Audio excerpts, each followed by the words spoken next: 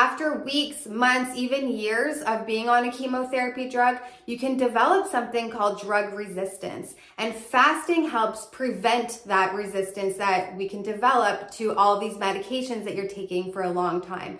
So if you're seeing your CRP rise over the years and your ESR rise, then fasting is a fantastic way to make sure that your conventional drugs are doing what they need to do and protecting your healthy cells at the same time.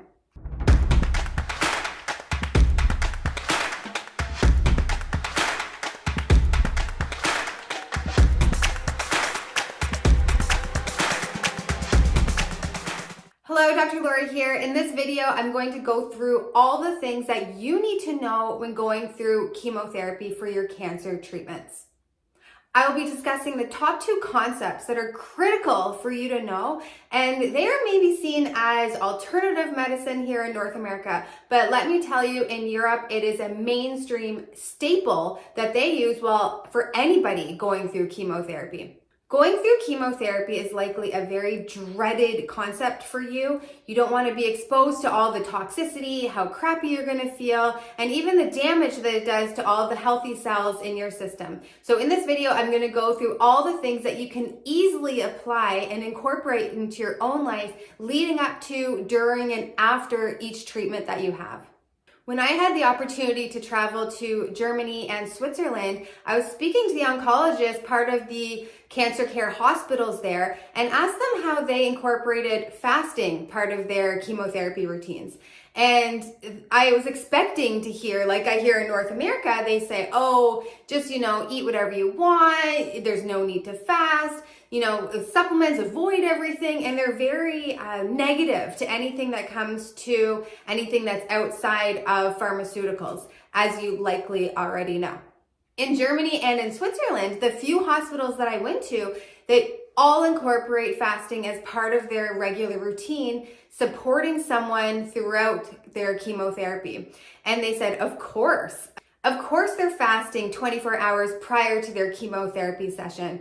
And his confidence in that answer, saying there's lots of research, there's lots of studies showing that it enhances the chemotherapy effects while having a protective mechanism to your healthy cells. What a concept, right? To really protect your healthy cells while going through all the toxicity that chemotherapy provides. If you have never gone through a fasting routine in your own life, then I want you to think about even what you did last night. So if you stopped eating by 8:00 p.m. and your first meal this morning was 8 a.m., you fasted. That's a 12-hour fast where you're not putting any food in your system and nothing else except for water. So give yourself a pat on the back, because fasting sounds like this very stressful thing that you have to do or learn how to do, but really you've likely been doing it for years. So the goal is for your body to slowly wean into a 24-hour fast leading into a chemotherapy session. What happens is when you're not putting sugar into the body and there's no longer those insulin spikes as a result, your body has the opportunity to produce ketones. And what these ketones do is enhance oxidative stress on cancer cells. So it actually leads these abnormal cancer cells into a process called apoptosis. The other thing, restricting your body from sugar and these insulin spikes will lower a growth factor called IGF-1. The lower your IGF-1 is, the less likely for these cancer cells to replicate and to reproduce. So these are things that you can do on an ongoing basis, but leading into chemotherapy, this is an opportune time to help protect your healthy cells and really enhance the process of tumor cell death. The introduction of fasting into your own life can really be seen as a process. So starting with 12 hours at night, leading up to 14 hours, and even sustaining at a 16-hour fast every single night. You will be doing your body a huge benefit, not just throughout chemotherapy, but in general for healthy aging and helping protect and rejuvenate your healthy cells. Another really great option, other than just restricting food altogether, is doing something called a fasting mimicking diet. This was studied heavily by Dr. Walter Longo. He has done a lot of research on caloric restriction and cancer therapies.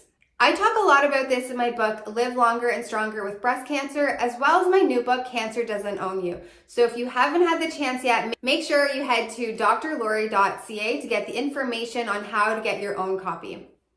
Now, the fasting mimicking diet is a great way to also get your body and cells into this process called autophagy. So you don't necessarily need to have 0 calories altogether, but you're following about 500 to 800 calories a day for a 5-day duration.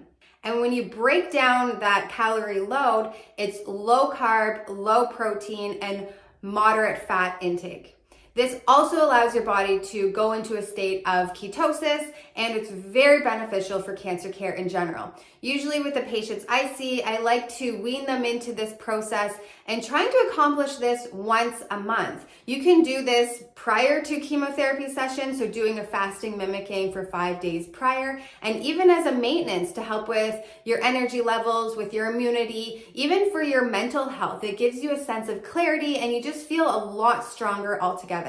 Another great thing with fasting and the fasting mimicking diet is it lowers this IGF-1, can lower cholesterol levels, and it can also lower inflammatory markers like ESR and high sensitivity CRP. After weeks, months, even years of being on a chemotherapy drug, you can develop something called drug resistance. And fasting helps prevent that resistance that we can develop to all these medications that you're taking for a long time. So if you're seeing your CRP rise over the years and your ESR rise, then fasting is a fantastic way to make sure that your conventional drugs are doing what they need to do and protecting your healthy cells at the same time. If you're not sure if fasting is right for you, make sure to reach out to me and my team so we can go through step by step on getting you into this process and also integrating it at the right time with your conventional care and supporting you no matter where you are along your cancer journey. The second important concept that you need to know about while going through chemotherapy is all about heat shock proteins.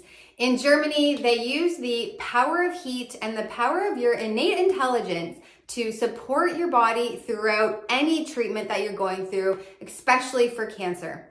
Now, these heat shock proteins are produced in your system as a response to any stressor. So when you have a fever, when you're put into a sauna, when you're exercising and you're sweating and your core body is being heated to a certain temperature, you release these heat shock proteins that help protect your healthy cells and actually drive these cancer cells into a state of autophagy and apoptosis.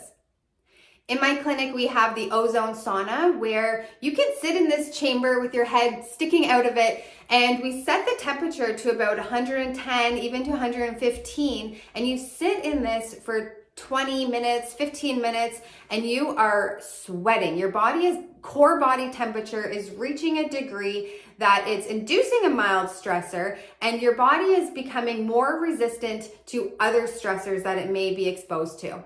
Heat and sweating is a fantastic way to build resistance and to support your immune system from things that are about to come that are more toxic on the immune system in general. Hyperthermia is also another treatment done in Europe alongside chemotherapy and radiation, where they put your whole body into this almost like a microwave where it's heating up to a high degree and supporting these heat shock protein production. In Ontario, there are a few clinics that do more of the localized hyperthermia, which also has fantastic benefits to your cancer care. One of the treatments that I absolutely love and I use all the time is using mistletoe therapy. It acts almost like an immunotherapy where it stimulates your natural killer cells and white blood cell production to have a protective effect and anti-cancer effect. This therapy is done as a mainstream medicine in Europe, and they also use this alongside all of the conventional treatments that they're using.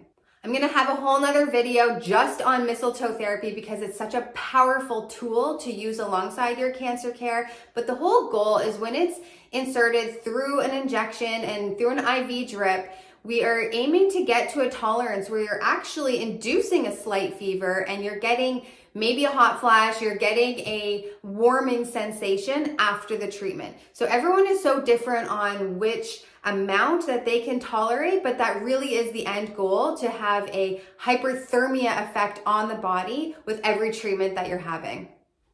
You know, it's quite unfortunate that these two main staples used in Europe are not mainstream here in North America, but I hope you can take these tools and start processing them into your own care, and knowing that your body is so amazing and that it has all the tools that it needs to fight this disease process.